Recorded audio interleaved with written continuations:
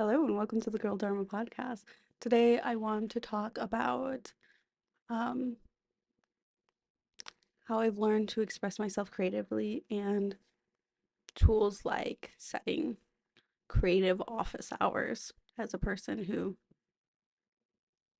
just makes it work, just makes it work. This is my job, and it is a job that doesn't pay me financially, but it is a job that pays me um, in self-expression and in self-acceptance. And I mean, hi, Chamomile. What more can I ask for, right? Money. Money is what I can ask for from this, but I think that's something that will happen eventually. Um, at least I hope so. Wow, my ideas on creative creativity and artistic expression have changed so much over the last few years. As a child, I always knew I kind of wanted to do something a little creative. Um, I guess there's no surprise there. I did for a long time really want to be an artist. And I remember when my younger sister was like, I also want to be an artist. Like, this is my new thing. I got to a point where I started comparing how my art looked to theirs. And when people would compliment their art, I was like, do you forget to compliment mine? Like, they're very I think traditionally good at art. They take their time and they're patient with it, and their art looks realistic. Even from a young age, they've always had a lot of like a really good eye for contrast and color when it came to art. So I was like, well, we can't have a family of two artists. And again, at the time, my idea of like what an artist was very paintbrush to canvas. Like there was no Well, I dabble in artistic endeavors related to video. My art is related to music or something audio, something visual, something other than like here's paintbrush to canvas, here's, you know, I I had this very rigid idea of what creative jobs could be, and it was very much like an artist. You had to be an artist or an art teacher. Both of which my younger sister was like, that's me. I'm gonna be the one to do that. And she didn't, and part of me feels like, I wonder how different she would be as a person if she pursued those goals she had growing up. And she had those goals for a very long time.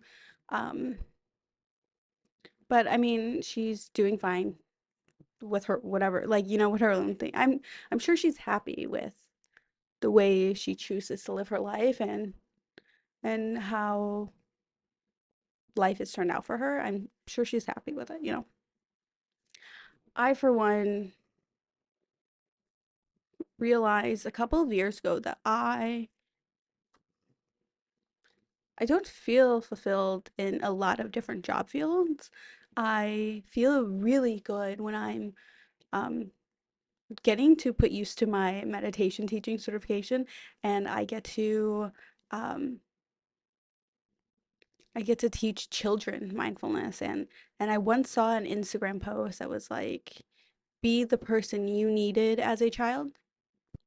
Oh, I immediately, that was who I was going to be.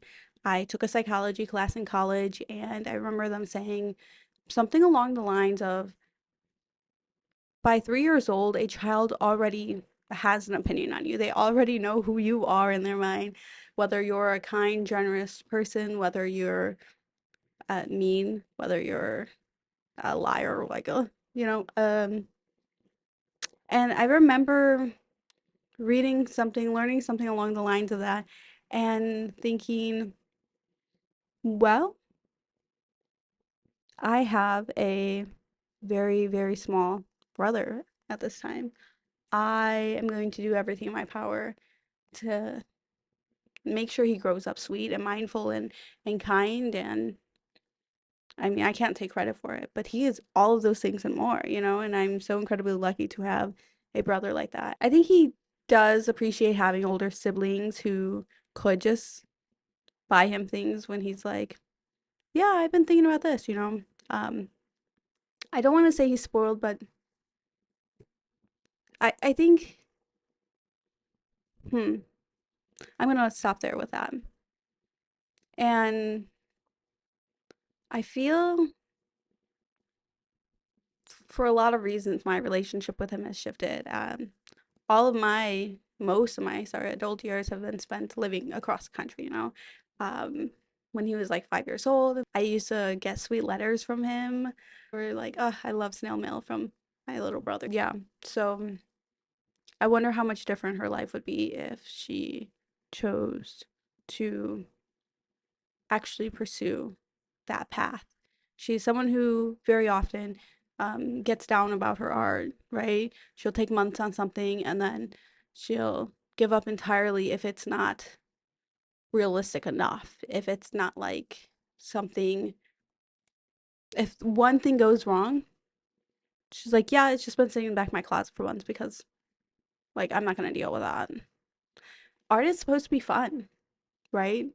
I thought for years I couldn't be an artist, right? I really wanted to be a writer when I grew up. I even, as a child, did like writing contests. And one time in second grade, actually, I I beat out most of the school and I won it was a first through fifth grade competition. I entered in and I wrote a story about a family fishing trip. And I remember my mom helped me and there was a lot of like cute little bits and pieces that were mostly her. But she knew this was something I really wanted, and she stood up with me the night before to work on it with me. And I just felt like, wow, I'm so supported in my arts. I'm definitely going to be an author. And then once I won that contest and I beat like fifth graders at a second grade writing level, I thought, this is it. The the book deals are going to be rolling in any minute now. I've always wanted to do something creative. I just never thought of it as an artist because I thought art had to be a very rigid media, a very rigid style, a very rigid like sense of like a general idea and consensus of what good art was. And I think not even just for me, I think for so many people, the idea of what art is has shifted immensely. Okay. I talked about wanting to be a creative. I also really wanted to do any job that sounded cool. I used to watch shows like Monk and Oprah as a kid. And a lot of those, oh, actually, I used to watch, my mom was big on like Chicago courtroom TV shows like Judge Joe Brown and Judge Mathis. Am I saying those right? Um, Judge Marilyn Milan, Judge Judy, of course. And my parents, they loved seeing us be creative. They loved seeing us be silly. Anytime they had a box for something, we turn it into a car or we turn it into this or that. And one time we had a box and my parents were like, here, you can play with this box.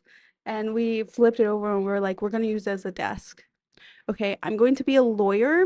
I learned how to spell the word lawyer. Um, and funny enough, I couldn't spell my last name. So I put lawyer instead of putting lawyer Balboa. I would always confuse, is it Balboa or is it Boabal? I just knew they were in groups of three starting with a B. And so I actually think I wrote lawyer Boabal.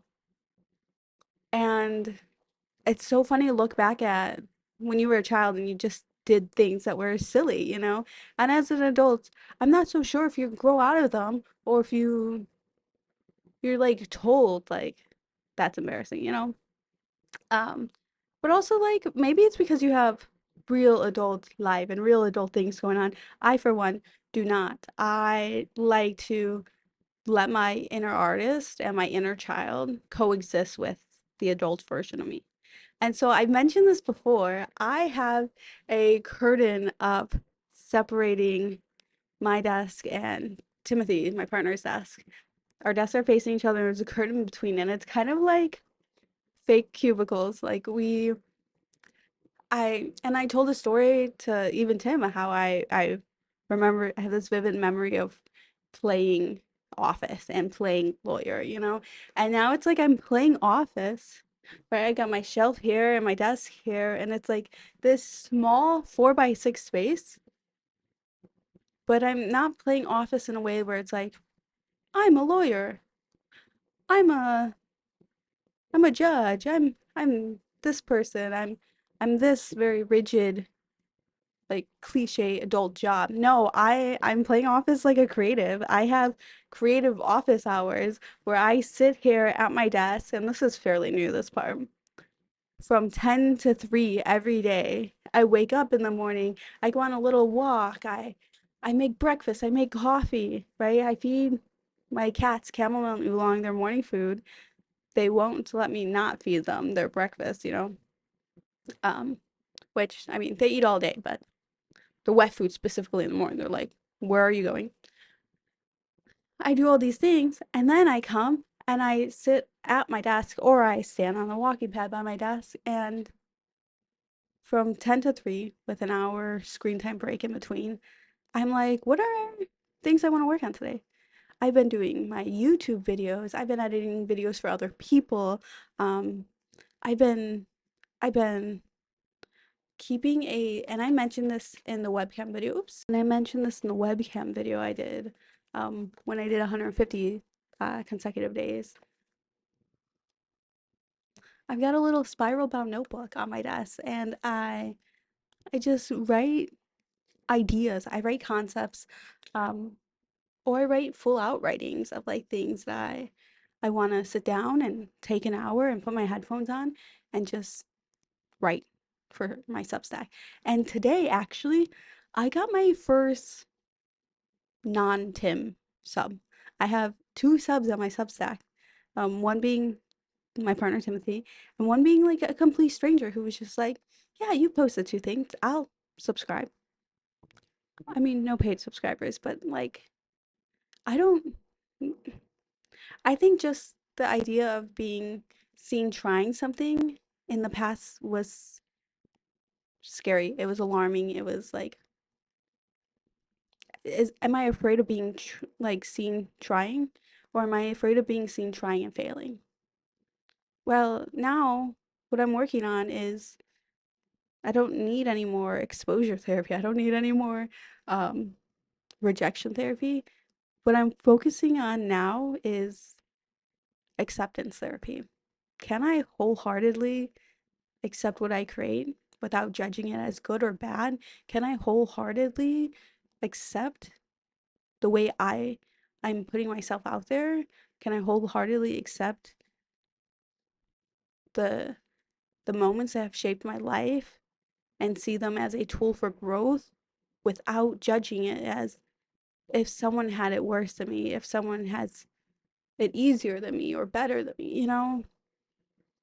I think being creative has changed the way that I show up, not for myself, just show up everywhere and anywhere and all at once.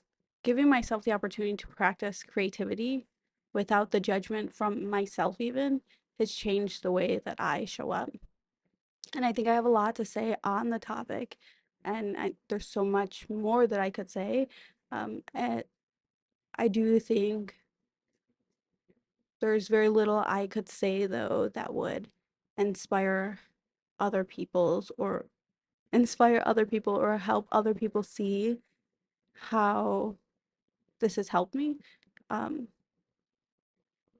I think it's something you have to experience on your own. I do challenge you to find ways to be bad at the art you're creating, right? Sure, it can be you're bad at art ironically at first, and then you're just bad at art because you're bad at this art, right? You're bad at art that you are out of practice with, right? Everything, whether it's drawing, right? Coloring even.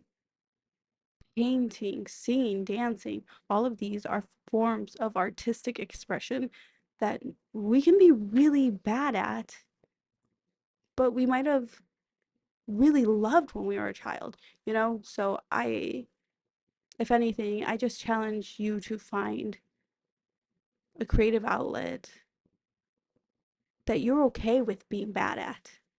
You're okay with showing up, and you're okay with showing up and failing, being seen, trying, being seen, trying, and then failing. That is that is my challenge to you. Love you.